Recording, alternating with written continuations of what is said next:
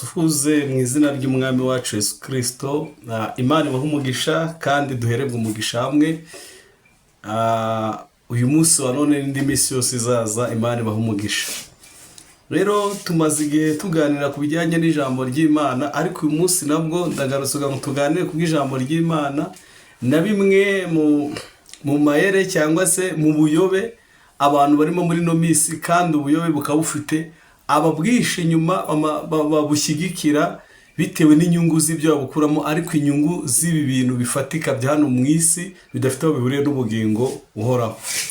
Turifashisha ijambo riboneka mu gitabo cy'Imigani mu gice cya mbere, tuhera ku murongo wa 25 tumugende tugere ku murongo wa 33. Ni igitabo cy'Imigani, ikindi Bibiliya yera tugiye gusoma, igice cya mbere umurongo wa 25 kugeza ku murongo wa 33.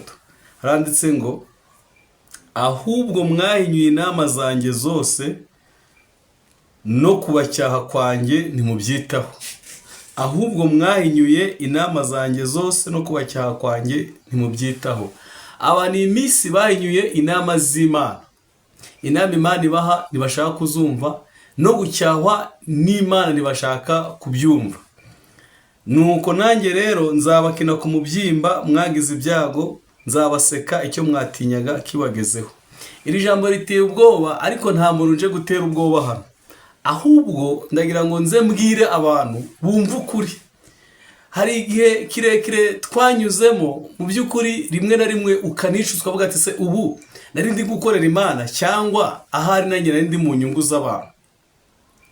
Iki kiganiro cya none ndibanda cyane ku bitwa abakozi b'Imana. Udasibye ko Imana itagira abakozi kuko yo ubwayo irihagije, ahubwo twe Bibiliya ivuga ngo twahinduriwe kuba abana b'Imana. Turi abana b'Imana, ibyo dukora tuba turi gusohoza inshingano za data mu rugo, nk'abana mu rugo.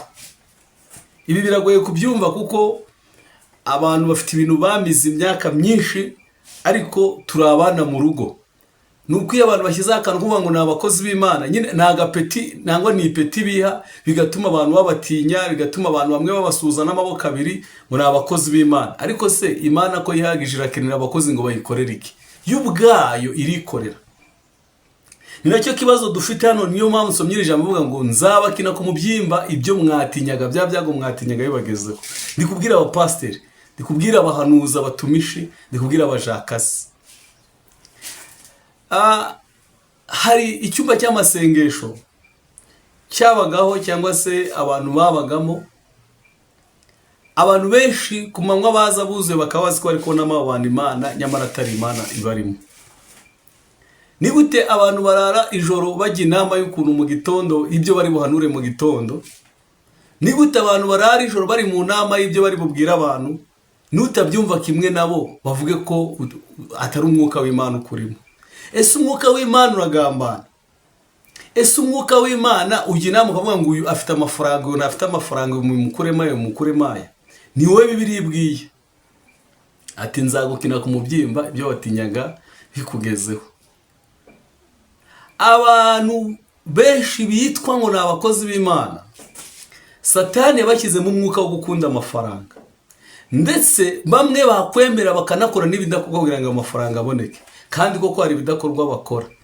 Niba umuntu w'umugabo ufite amaboko abiri ushobora kujya gukora, akaronka icyo yabonye kivuye mu gututubikana kw'amaboko ye, yemera akarara ijoro ari kwiga kuvuga ngo ngewe ejo muri abahanuzi 10, muri abahanuzi kazi 20, ejo abantu bazaza mu rusengero muzabahanurire, nimumara kubahanurira hakabonekamo 10,000, hakabonekamo 100,200, namwe pourcentage zanyu neza. Abantu bagashishikara, winjiye ameze neza, mwana wanjye bimeze gutya, imbere bimeze gutya, bimeze gutya. Aho namaze gusobanukirwa, nahise nsobanurwa ko Imana idasaba gukora ibintu aruko abantu babanje babikubwira ko bivuzeho. Oya, ikora icyo yakagambiriye gukora. Mu kuboko kwayo harimo ibintu byose. Harimo gukira no gukena, harimo amahoro n'imigisha, harimo amahirwe n'ibindi byose. Ariko ibyo byose biza bigezwe gututubikana mu maso. Ubu hari abantu bafite imitungo batunze, uburyo bayibonyemo ari uko hari abandi bantu bo bemeye gutangamo ibitambo. ibitambo mvuga ni ibihe?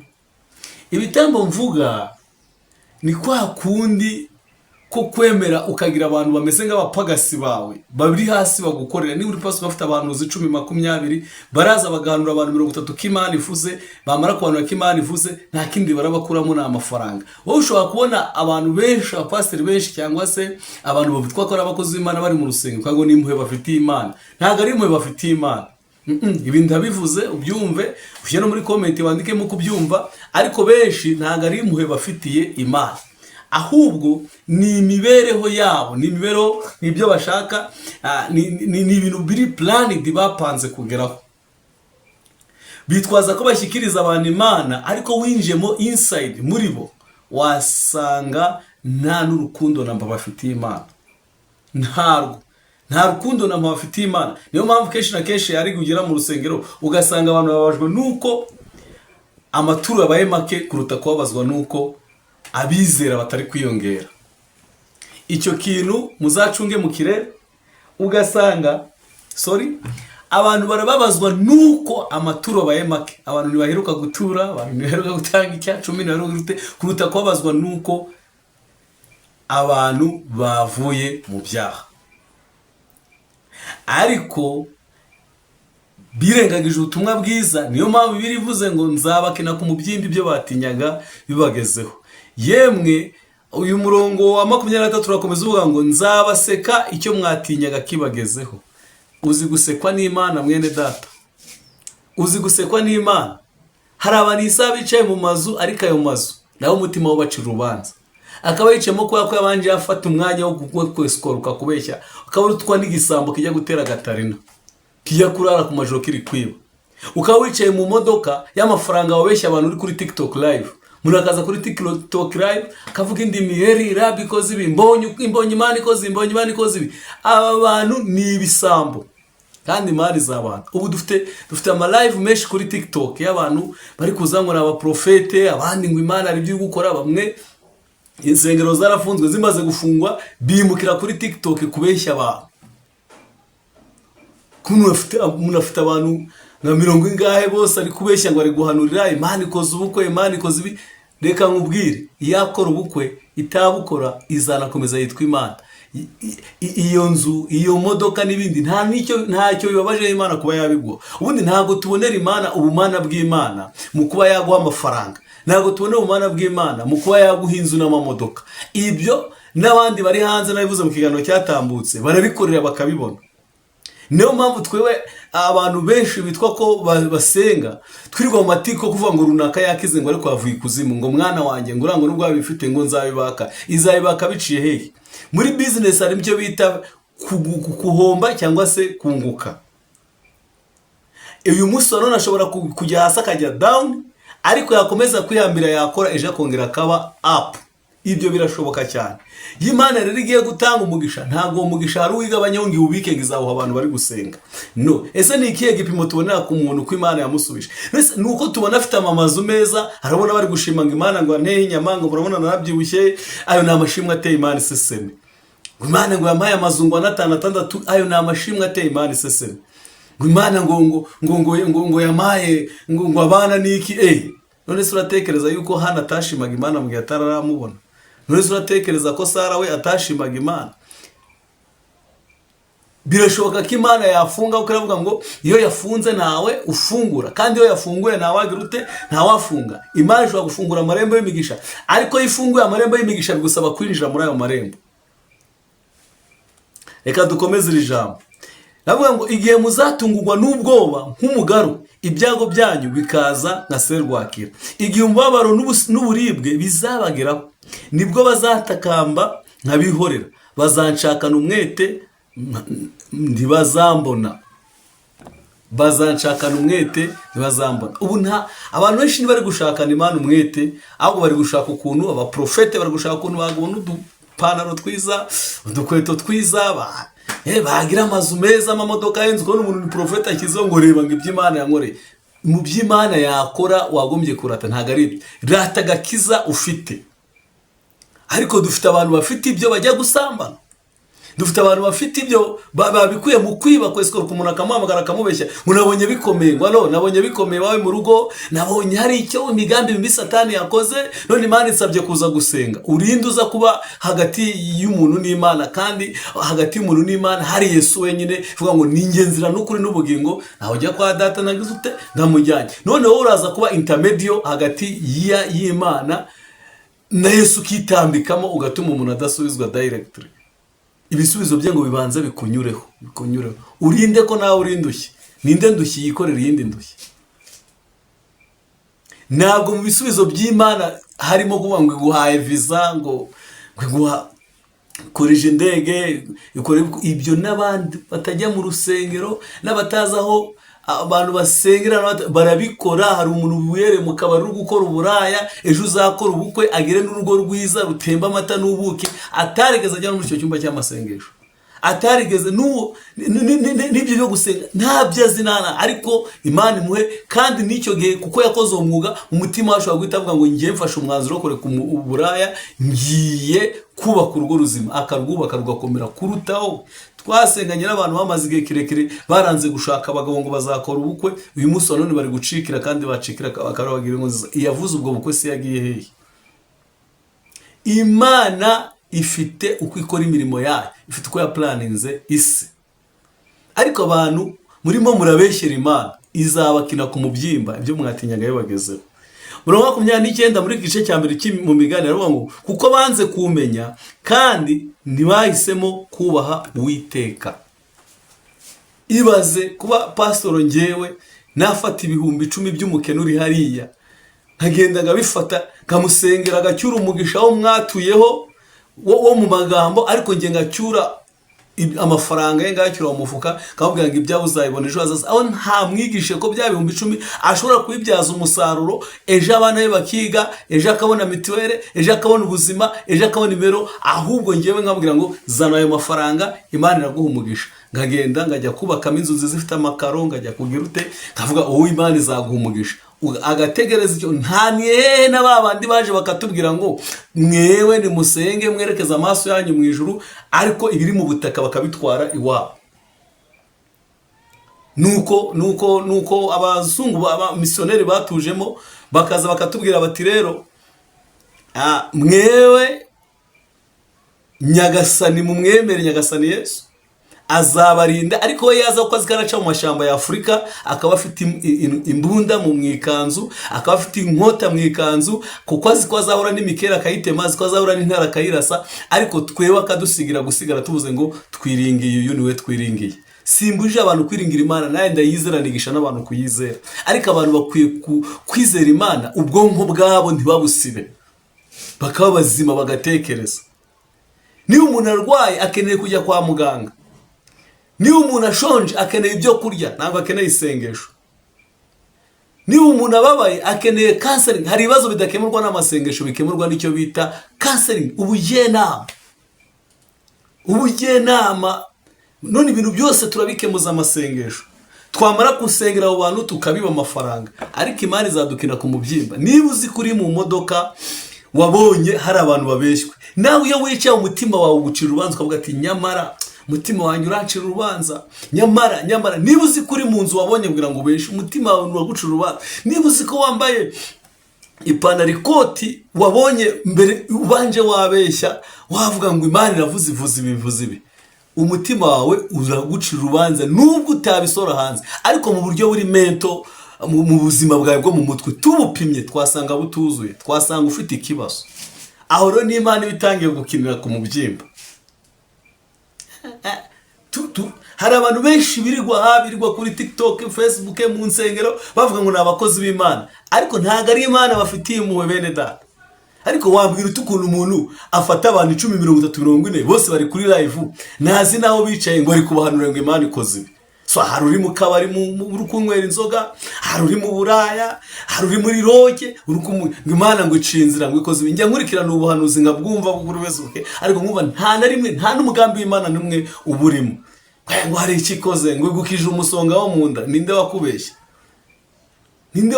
Ibyo byose ngewe mfite experience. mfite experience, mwabahanuzi mwe mfite experience, ibyo mvuga ndabizi, namwe ubwanyu muje tukaganira, nabereka ukuntu mubikora kandi bamuri no kubeshya, ugapfundikanya indimi eri rabi bya bindi gupfundikanya riri mukanya ngo hari icyo Imana ikoze kuko utagitobora ngo uvuge, harangiza ukabaza umuntu ariko uri Imana irambwiye ngo uri umugabo ariko ushobora kuba ufite akazi ko ndari kubihuza neza, ufite akazi, ibintu by'ubuganga bimeze bite, ibintu by'ubwarimu bimeze gute, yazamo gatavuga ati mu bwarimu bimeze gute, kugahita ufatira uri umupfumu, utaniye n'abapfumu. Imana izawukina ku mubyimba ibyo watinyaga bikugezeho. Mpangurutse ngo nkore iyi video mvuge ibi kugira ngo abantu please bahumuke barebe kure. Mwabakobwa muri kurirwa kuri live ngo bari kubahanurira, yemwe muri kuri mutonze umurongo muri kujya mu byumba by'amasengesho kugira ngo abanurire, ni mukurikiza ijambo ry'Imana, mu ijambo ry'Imana. Imana iriho, nta n'umuntu uzayikugeza, wowe ubwawe uri directly n'Imana. Nta yindi nzira ugomba kunyuramo kugira ngo uhure n'Imana, ni wowe n'Imana direct. Satani w'amafaranga arabana amaze kugusha, ugura n'umuntu kwere kutagisenga ati nageze ku rusengero buri munsi amafaranga, buri munsi amafaranga, buri munsi amafaranga, kandi wareba ko kugasanga amafaranga ntago ari mu mugambi w'Imana. Icyo umugambi w'Imana umaze nuko abantu bakizwa, ariko daimoni w'ubukire yaje mu bitwa aho bavuga ko ari abakozi b'Imana. Ntago umwana akora ibintu mu rugo kugira ngo bamwishyure, abikora kuko agomba ari ibyo agomba gukorera umubyeyi we, ariko abantu barabikora amafaranga. Pastor ni icyacu mu bapastor, none bigeze naho pastor mubona mu nzira ukamubonamo amafaranga, bigezaho abahanuzi bimukiye ku Imana. Hari iby'inyeretsi wawe ngomba kuza kubisengera iwawe nkabona amafaranga, bigezaho abantu basiye bateka imitwe bamwe bakarara bataye ibintu mu ngo z'abantu, barangiza mu gitondo bakakwabeshya ngo hari ibyo nabonye bitabye iwawe, none ngomba kuza gutabura, nintabitabura urapfa. Ninde wakubeshye ko gupfa ari ikibazo? Muri mbyamye ngo kubaho ni Kristo, no gupfa ni inyungu ku muntu wese, ku mukristo wese ukuri. Kandi gupfa ntacyo bitwaye ku muntu wizera Imana, uwavutse agomba gupfa. Kristo yarugize irembo.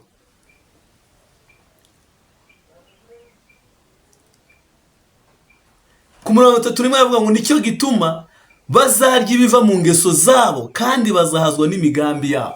Ibiva mu ngeso zabo. Niba uri umuhanuzi ukaba uri kurya ibivuye mu ngeso zo kubeshya z'ubujura, ihane, Imana iragushaka, kandi numara kwihana ujye kuri live wongere uvuge ko ibyo wakoraga wabaga uri kubeshya, usaba Imana imbabazi, yiteguye kubabarira. Ibyo urimo birimo umuvumo nubwo utabibona, wowe ushobora kuba utabibona, ariko harimo umuvumo. Niba uri pasiteri ukaba wambaye ikoti ryavuye mu mitsi y'abakene, genda wihane. Niba uri kugenda mu modoka yavuye mu mitsi y'abakene, genda wihane. Niba wicaye mu nzira kuva mu mitsi yavuye mu mitsi y'abakene, genda wihane. Ushaka kutabyumva, abantu umunsi baragukomera amashyi, ariko hari igihe kizagera umutima nama ukubwire ngo iyo menya ibi bintu simbimemo. Niba ari umugisha uteraturutse ku Mana, umubabaro uzanaza, ko biravuga ngo umugisha Imana itanga ntiyongeraho umubabaro. Sanga abapastori benshi bari ngo Imana yangiriye neza, ngo muri kubona abantu bashaka ko bagusuza n'amaboko abiri. Yesu nta numwe yigeze abwira ngo ngwino usuze n'amaboko abiri. Yesu nta muntu numwe yigeze abera umutwaro ngo atuma ataza kumva ubutumwa bwiza. Ariko abantu benshi bitwa ko bakorera iyo Mana, koko bahagarara imbere y'abantu, babereye abandi bantu umutwaro, baratuma abantu batagera ku musaraba. Uramara guhanurira umuntu, Imana yambwiye ngo utanga ituro, biba imbuto. En tout cas, c'est dommage. Ubuhemu bw'abaswa buzabicisha, kandi kugubwa neza kw'abapfu kuzabarimbura. Kugubwa neza kw'abapfu kuzabarimbura, ariko unyumvira wese azaba amahoro, adendeze kandi atikanga ikibi. Mani baho umugisha. Yewe mwene data, aya mayere y'abahanuzi bakoresha n'abapasiteri ndayazi 100%. Ndayazi, muriyizi mwewe, si ndaba mentioninga, ariko muriyizi. Muzi amayeri mukoresha, muzi ukuntu mubanza mwabwira abantu ko bikomeye, ko hari iby'Imana bayishure kandi nta nabyo, kubera ko abantu babizereramo mukababesha. Muzi ukuntu mubona mukeneye amafaranga mugategura amasengesho y'igihe kirekire, mukabwira abantu ngo Imana yababwiye ngo buri wese ajye azana 200 cyangwa igiceri cy'ijana, kandi ari byo mushaka kugeraho. Muzi ukuntu mupanga mukavuga ati ejo dukeneye 500, umuhanuzi urabihanura mbere igitenga aragicyura. Ariko ibyo byose biravuze ngo nzagukina ku mubyimbi byo watinyaga bikugezeho. Nimubwire abantu ubutumwa bwiza, mubwire abantu ibyururutse imitima yabo, mureke kubabonamo nk'igicuruzo. Abantu nimureke kwizerera mu buhanuzi, mwizerere mu marangamutima y'Imana, kuko Imana si umwana w'umuntu ngo ibeshye. Ariko iyo abantu bizereye mu byo kuvuga ngo yababwiye, uzi neza urishobora ko ariyo yakubwiye. Mu bahanuzi 30 haba harimo nk'umuhanuzi umwe cyangwa 2 ukuri, abandi 28 ni ababitekenetse. Kandi ibinda bivuze mu ntera amabuye uko mushaka. Mu bahanuzi 30 haba harimo 2 bukuri cyangwa umwe, abandi baba barabitekenetse, barabitekenika. Ni umuhanuzi yitwa ko ari umuhanuzi, yitwa ko ari umukozi w'Imana, reka tubivuge gutyo, ashobora gutegwa n'abadayimoni we mu rugo, akiyambaza imbaraga z'abapfumu n'ibyatsi. Nzi umupasiteri usenga afite icyumba cy'amasengesho gikora umunsi umwe mu cyumweru, ndashatse kuvuga. Ariko umunsi umwe yaravuga ngo yagwaye ngo ibintu uko byo bamuteze by'imigereko, akajya kwivuza ahantu ashaka kuvuga, bakamuduza tw'ibyatsi two kwisiga. Umunsi umwe mubwiye ngo nagwaye, arambwira ngo nawe ngo no nguha umuti ngo wongiraga ngo ugakanga ngo ukisiga. Ndabwira nti nizerera mu mbaraga z'amaraso ya Yesu. Yesu arankiza, koko Yesu yarankijije, uko ijambo ry'Imana rivuga ngo afite ubushobozi bwose, afite ubushobozi bwose. Yesu yarankijije. Niba maze kumenya ko ubwo butaturutse ku buhindakire y'umubiri, ahubwo bwaturutse ku mbaraga z'abadayimoni, uko abarozi nabo bakoreshwa n'abadayimoni, Yesu afite ubushobozi bwo kubikiza. Ariko imagine nzundi wakoreshaga amasengesho, yaba yadukoresha amasengesho akatubwira ngo ngiye kwa muganga banegetse kunywa amazi kubera ikibazo cy'umuvuduko w'amaraso, kubera ko udatekereza muri abo bakoze amasengesho kuko harimo ufite umuvuduko w'amaraso. Urukumva we ajya kwa muganga akabona imiti, akabona iki, ariko abandi bo ababwiye ko ibyo birakemurwa n'amasengesho gusa. Simvuze ko amasengesho adakora, n'ubu natwe turasenga kandi turacyari gusenga, ariko ndashaka ngo abantu basenge bakuremo ubujiji, bahumuke. Wa mukobwa we, niba Imana koko izakora ubukwe, ntago bikeneye ko bibanza byaca ku muntu hara kuri TikTok ngo abiguhanurire cyangwa ara mu cyumba akabiguhanurira. Never ntandushyira ndati ndi ntuzi. Abantu banze gushaka ubwami bw'Imana no gukiranuka kwayo, niko birivuga ngo niko n'ibindi byose muzabyongerwa. Ngeyo namaze kubona ko gukiranuka, iyo namaze kumenya ko ari intege nke nagize nihanye, ibindi byose mba nzi ko nabibonye. Wabimpanura utayimpanura, reka ibi bintu